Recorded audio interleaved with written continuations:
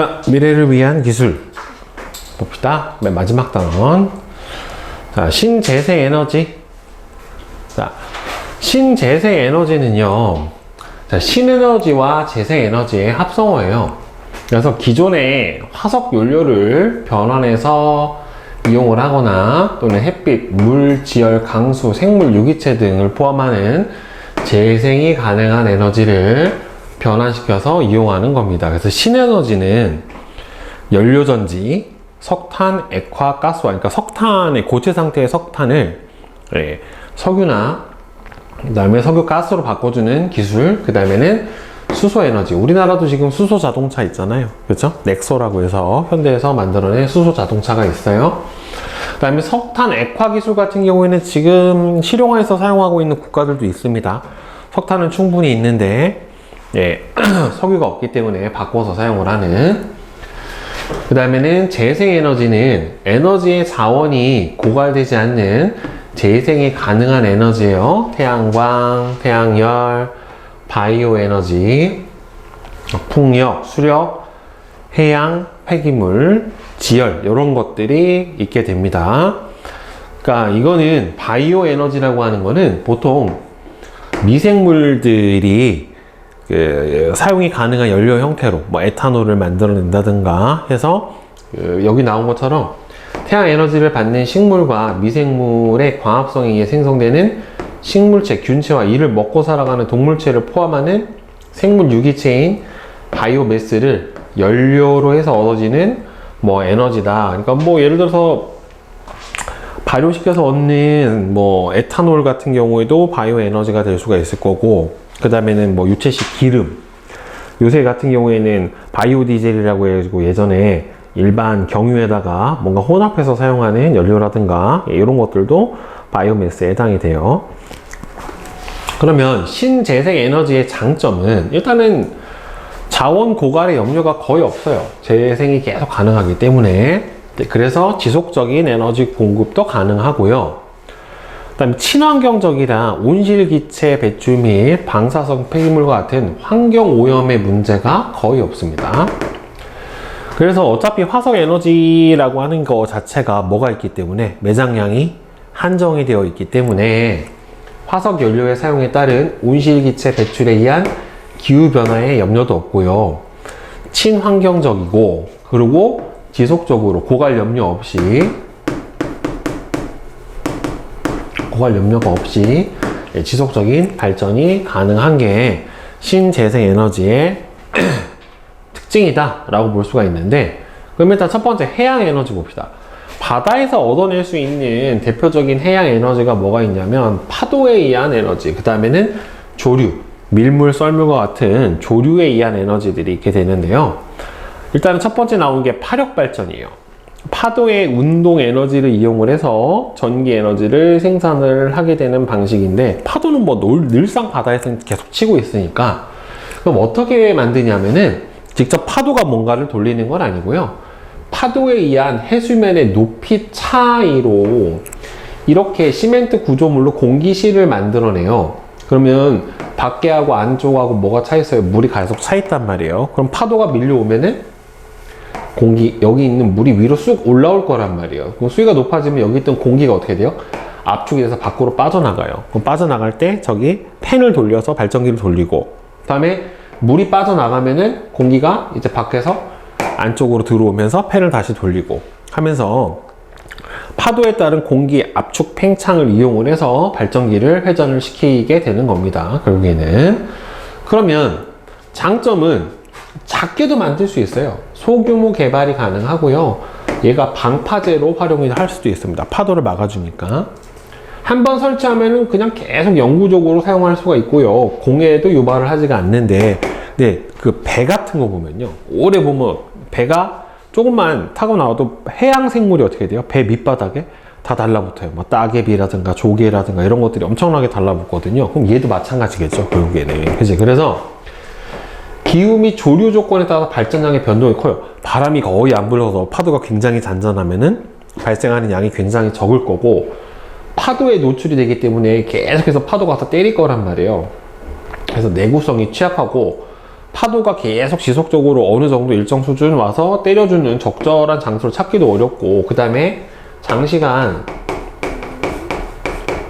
해수에 노출되면 해양 생물의 부착도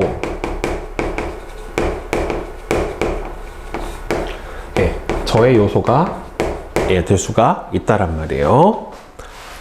자, 그 다음에 이제 조력 발전 봅시다. 조력 발전은 조류로 의해서 만들어내는 발전이에요. 밀물과 썰물에 의해 나타나는 바닷물의 높이 차를 이용을 해서 전기 에너지를 생산하는 발전 방식을 바로 조력 발전이다 라고 얘기를 해줍니다. 그래서 조력 발전은요, 일단은 조수 간만의 차가 커야 돼요. 그래서 만조하고 간조의 차이가 커야 됩니다. 그래서 방조제를 만들어서 그러니까 바닷물을 가둬놓을 수 있는 인공의 바다 호수가 필요하다란 말이에요. 그래서 방조제를 만들어 밀물대, 지금 밀물대는 어떻게 돼요? 지금 그림에서 보면은 밀물대 바닷물이 쭉 들어오잖아요. 그러면 여기가 방조제거든요. 그럼 바다에서 쭉 물이 들어와요. 그럼 아래쪽에 있는 터빈이 어떻게 돼요? 회전을 한단 말이에요. 그래서 만조 때 어떻게 돼요? 이 둘의 수위가 어떻게 됩니까? 서로 같아질 거란 말이에요. 그 다음에 만조가 완전히 돼버리면 어떻게 돼요? 수문을 닫아버려요. 그 다음에 간조가 돼버리면 어떻게 됩니까? 바닷물이 밖으로 다 빠져나가겠죠. 그러면은 안쪽은 수위가 높고 바깥쪽은 수위가 낮잖아요. 이때 수문을 열어요. 그러면은 갇혀있던 물이 밖으로 나가면서 어떻게 됩니까? 다시 터빈을 돌리게 되는 거죠. 그러니까 하루에 몇 번? 밀물, 썰물, 밀물, 썰물 총 몇 번? 4번의 발전을 할 수 있게 되는 겁니다. 물론 조수간만의 차가 큰 사리대하고 조금대하고 차이는 있겠지만 하루에 4번의 발전을 할 수가 있을 거고, 현재 우리나라 시화호에 조력발전소가 설치되어 있어요. 그래서 장점은 환경 오염이 거의 없고요. 자원도 고갈이 안 되죠. 밀물, 썰물은 뭐 매번 일어나는 거니까. 발전에 드는 비용도 작고요. 많은 양의 전기도 생산할 수가 있고, 이거는 발전량 예측이 가능해요. 이 조력 발전은. 다른 재생에너지는 발전량 예측이 거의 불가능한데 얘는 발전량 예측이 가능해요. 단점은 조수 간만의 차가 큰 지역에만 설치가 돼요. 그리고 발전량의 차이가 커요. 그러니까 사리대하고 조금대. 그다음 대신에 건설 비용도 많이 들고요.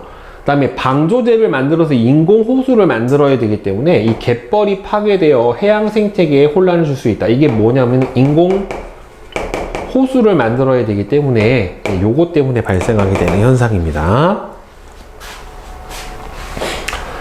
자, 그 다음에는 이제 연료전지. 이거는 화학에너지를 통해서 전지라고 되어 있는 거는 발전기를 사용을 안 하는 거예요. 태양전지도 마찬가지고 연료전지도 마찬가지고 얘는 그 발전기를 사용을 하지 않아요.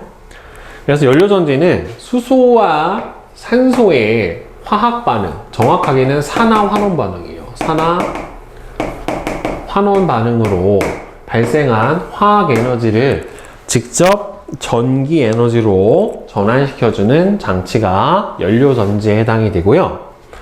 연료전지는요, 수소하고 산소가 직접 반응하는 건 아니고 전극을 이용해서 수소를 산화시켜서 마이너스 극에서 수소를 산화시키고 산소는 플러스 극에서 환원을 시켜서 전기 에너지를 발생하고 생성되는 물질이 물밖에 없어요. 그러니까 굉장히 친환경적이고 부가적으로 열 에너지도 발생을 합니다. 그럼 원리를 두면 전해질, 여기다가 전기가 통하게 되는 전해질, 보통은 강염기 수용액을 사용을 해요.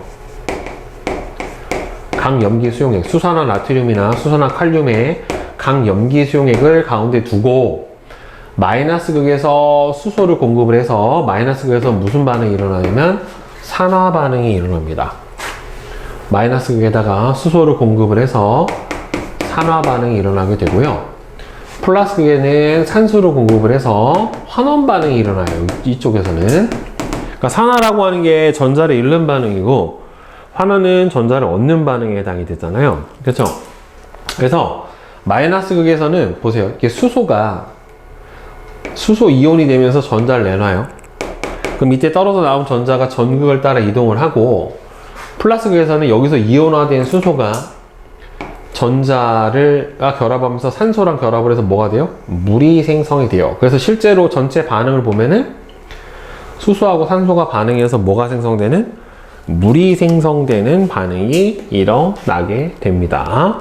자, 그래서 요거는 실제로 굉장히 에너지 효율도 높고요. 굉장히 친환경적으로 이 연료전지를 운용을 해 줄 수가 있게 됩니다. 자, 그러면 연료전지의 장점은 에너지 효율이 40에서 60% 정도로 대단히 높아요. 그 다음에 에너지를 만들 때 생성되는 물질이 물밖에 없기 때문에 환경오염 물질 자체도 없어요. 단점은 뭐냐면은 근데 순수한 수소를 만들어내려면은, 결국에는 수소를 만들어내려면은 물을 전기분해해야 돼요. 물을 전기분해하려면 결국에는 발전을 위해서 전기를 써야 된다는 소리이기 때문에 수소를 생산하는데 비용이 많이 들며, 수소가 아무래도 가연성 기체이기 때문에 폭발의 위험성이 있고요. 그래서 효율적이고 안전한 수소 저장 기술의 개발이 필요해요. 그래서 휴대용 전자제품부터 자동차, 대형 발전장치에 이르기까지 아주 넓은 영역에 이용을 할 수가 있기는 한데, 지금 상용화가 되고 있는 부분은 뭐 우주정거장 또는 우주왕복선 그 정도밖에는 아직은 없어요. 그런데 이게 상용화가 된다라고 하면은 대단히 센세이션 하겠죠. 근데 이게 운영하는데 온도가 400도에서 600도 사이의 고온도 필요할 뿐더러 너무 소형화해서 만들기는 쉽지가 않아서 아직 좀 더 기술 개발이 좀 많이 필요한 부분이에요.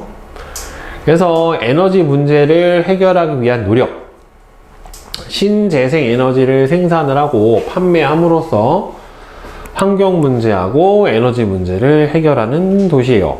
영국의 베드제드, 독일의 프라이부르크, 우리나라의 강원도 홍천. 그래서 에너지 제로 단지라고 해서 보면은 석유, 석탄 등의 화석 연료를 사용하지 않도록 개발된 도시고, 오물 처리장 부지를 친환경 주거 단지로 조성을 해서 난방하고 전력은 단지에서 만들어낸 신재생 에너지를 활용을 하고, 굴뚝을 특수 제작해서 미세한 바람을 이용할 수 있고, 모든 주택 지붕은 다 태양광 패널을 이용해서 태양 에너지도 극대화하고, 열 병합 발전소에서 산업 폐기물의 목재를 소각해서 에너지를 생산을 하니까 아무래도 에너지를 가장 효율적으로 생산하고, 그 다음에는 친환경적으로 오염물질 발생도 줄이게 되는 이런 기술에 해당이 되고, 계속해서 노력을 하고 있죠. 특히나 에너지를 적게 쓰려면 단열이라고 하는 걸 잘 해놔야 돼요. 열이 빠져나가지 않게 하는 장치가 제일 필요합니다. 그래서 적정기술 보면, 적정기술은 과학기술의 혜택에서 소외된 사람들을 위해 화석 연료를 사용하지 않고 삶의 질을 개선할 수 있는 기술이다. 그러니까 결국에는 뭐냐면, 문명의 혜택을 잘 받지 못하는 아프리카라든가 오지 이런 데서 사용할 수 있는 기술이 적정 기술에 해당이 되는데, 신재생 에너지를 주로 이용을 해서 해당 지역에서 지속적으로 생산 소비도 가능해야 하고, 대규모 사회 기반 시설도 없고 친환경적이어야 해서 페달 세탁기, 아주 원시적이죠. 그러니까 자전거를 타는 것처럼 돌리면 그 동력에 의해서 세탁기가 돌아가는 거고요. 이 생명빨대 같은 경우에는 우리나라 군인들도 있어요. 그러니까 어떻게 조난됐다거나 했었을 때 흙탕물에다가 빨대 꽂고 쭉 빨아들이면 걸러져서 올라오는 거예요. 그래서 또 깨끗한 물을 마실 수 있게 되는 거고, 큐드럼, 그러니까 물을 드럼통 가운데 구멍 뚫린 드럼통처럼, 도넛처럼 생긴 드럼통을 끌고 다니면서 물의 이동을 좀 쉽게 해주는 거고, 와카 워터탑은 수증기가 그 물에 닿으면 액화돼서, 그러니까 물방울을 모아서, 그러니까 물이 부족한 지역에서 물을 공기 중에서 얻어낼 수 있게 하는 이런 방법들. 그러니까 결국에는 문명의 혜택을 잘 받지 못하는 곳에서 적절하게 그 지역에 맞게 사용할 수 있는 기술을 적정 기술이다 라고 얘기를 해줍니다. 자, 그러면 앞에 셀바 탐구에서 물의 전기 분해를 이용해서 연료 전지를 만들기. 그러니까 첫 번째는 뭐냐면은 그 전기 분해를 통해서 뭘 만들어요? 수소하고 산소를 만들어내는 거고, 이 수소와 산소를 갖다가 다시 결합시켜서 다시 전기를 만들어내는 과정에 대한 실험이에요. 자, 그러면 왼쪽에서 보면은 처음에 이거는 물을 전기 분해하는 장치예요. 여기다 황산 나트륨 수액을 넣고 물을 전기 분해를 해주면 물이 전기 분해가 돼서 뭐하고 뭘로 나눠져요? 수소하고 산소 기체로 나눠져요. 그러니까 수소가 생성되는 거는 어느 쪽에서 생성이 될까요? 마이너스 극에서 생성이 되고요. 플러스 극 쪽에서는 뭐가 만들어지냐면은 산소가 발생을 하게 됩니다. 이거는 전기 분해예요. 네. 그래서 플러스 극에서는 산화 반응이 일어나고, 마이너스 극에서는 환원 반응이 일어나게 됩니다. 네. 그 다음에 그래서 수소와 산소가 반응해서 물이 생성될 때 생기는 화학 에너지로 전기 에너지를 만들고, 4번은 요 안에 기체가 모아지면 충분히 모아서 건전지를 떼어내고 다시 두 개를 연결해 주는 거예요. 그러니까 여기에서 지금 모인 게, 여기가 기체 양이 많죠. 여기가 수소고 적은 게 산소에 해당이 된단 말이에요. 왜? 수소하고 산소가 몇 대 몇으로 반응하니까 2대 1로 반응을 하니까. 예. 그러면 과정 3에서 전선과 전지를 연결했을 때 나타나는 결과, 이거는 전기 분해해 주는 거예요.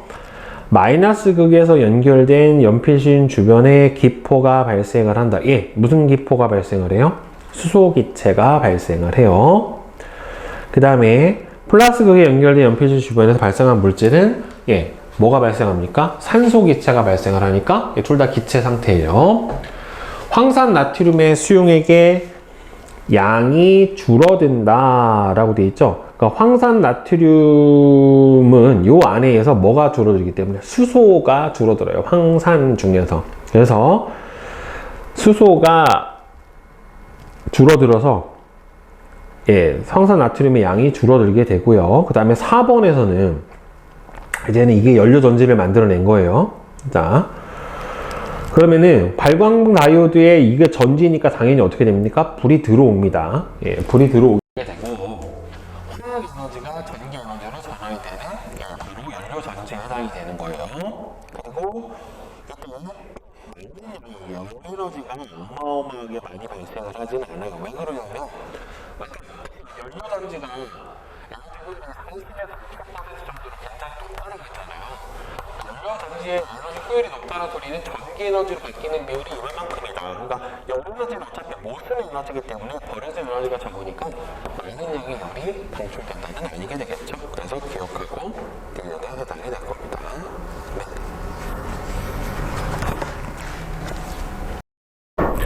자, 기초 탄탄 문제 풀이 해봅시다. 자, 1번은 4번, 2번에 2, 3번에 3, 4번에 1, 5번에 2, 6번에 5, 7번에 3, 8번에 4, 9번에 2, 10번에 3, 11에 4, 12에 2.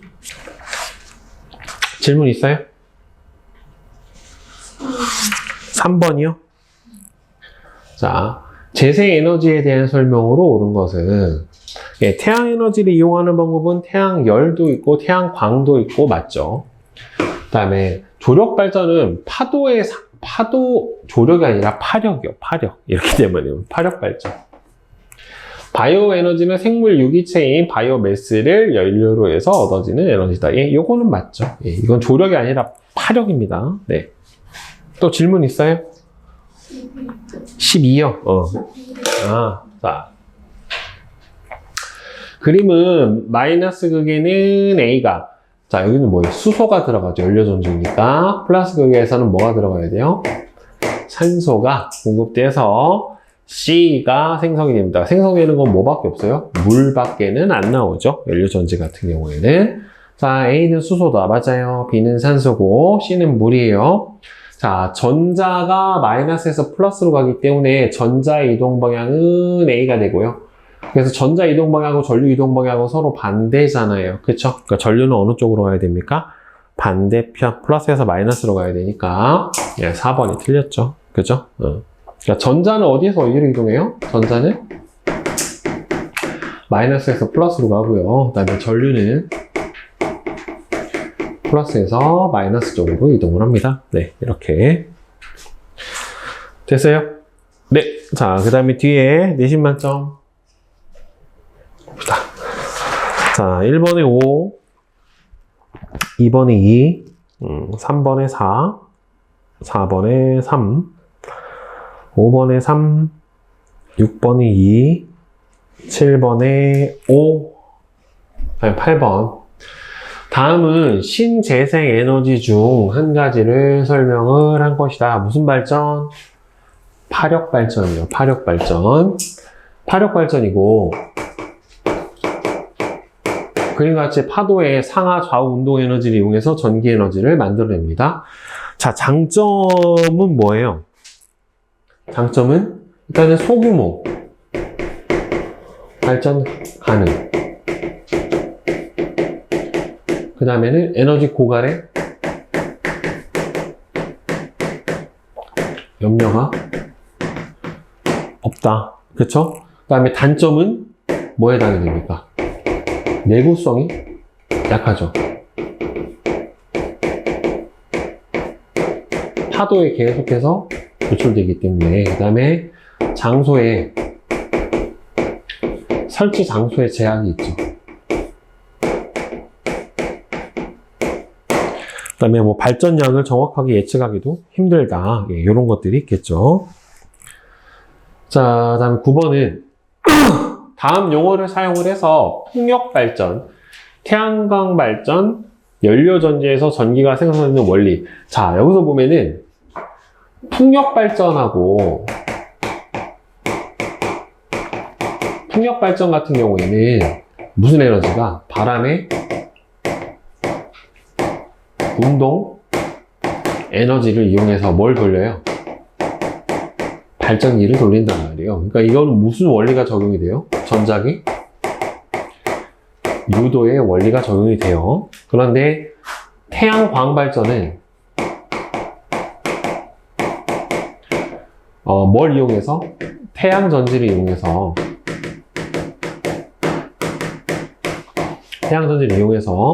태양 빛 에너지를 뭘로 바꿔줍니까? 전기 에너지로 바꿔줍니다. 그 다음에 연료 전지는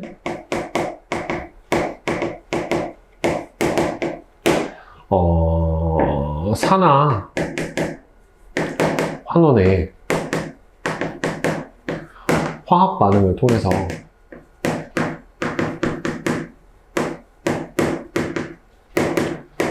화학 에너지를 전기 에너지로 바꿔주는 거죠. 그러니까 요것만 발전기를 사용을 하기 때문에 전자기 유도의 원리가 적용이 되고, 나머지 두 가지는 전자기 유도의 원리가 적용이 되지를 않습니다. 자, 다음 10번. 그림은 수소 연료 전지의 구조를 나타냈어요. 수소 연료 전지에서 공급되는 것과 생산되는 것.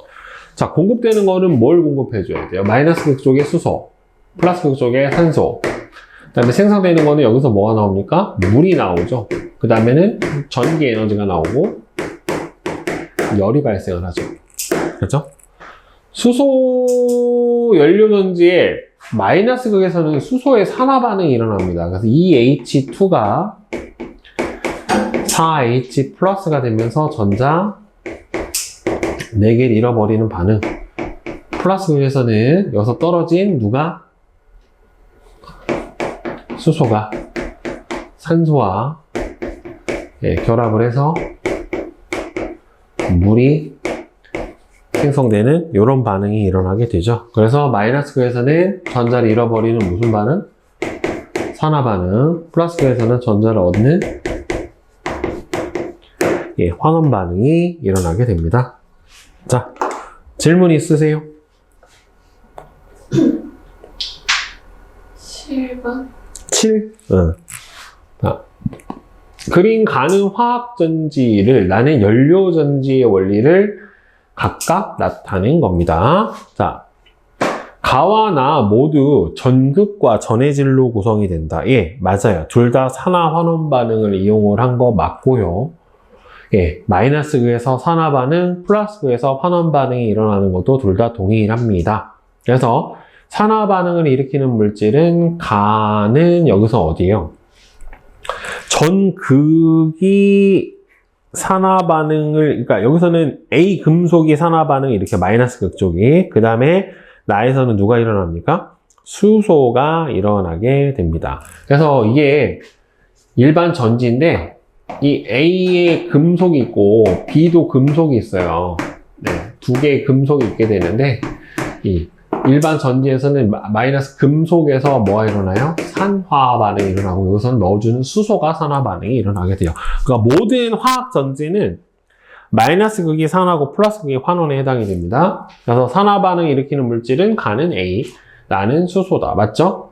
가는 산화 환원 반응이 끝나면 전류가 흐르지가 않고 산화 환원 반응이 끝나버리면 더 이상 반응할 금속이 없기 때문에 발생이 안 돼요. 그래서 우리가 보통 사용하는 건전지 있잖아요. 건전지가 저 뭐에 해당이 돼요? 화학전지예요. 그러니까 산화환원 반응이 다 끝나면 우리가 보통 건전지 다 달았다라고 얘기를 하는 게 더 이상 반응할 물질이 없어서 그런 거예요. 그다음에 나는 수소와 산소만 공급되면은 지속적으로 계속해서 전류가 흐를 수가 있게 됩니다. 그래서 얘는 거의 반영구적이고 얘는 이 금속이 다 소진이 되면은 더 이상 반응이 일어나지 않기 때문에 둘이 가장 큰 차이다라고 볼 수가 있습니다. 네. 또 없으세요? 네.